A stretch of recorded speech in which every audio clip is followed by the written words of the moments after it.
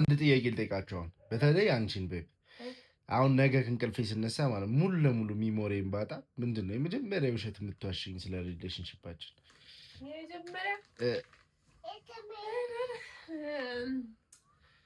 በጣም በቃ በጣም ለምነህ ነው ያገባኸኝ። እሺ ብዙም አልወድህም ነበረ። እሺ በቃ እንደምንም ስታስቸግረኝ እሺ ብዬ አስገባሁህ። የመጀመሪያ ዴት አንተ ነው የጠየቅከኝ የመጣኸው።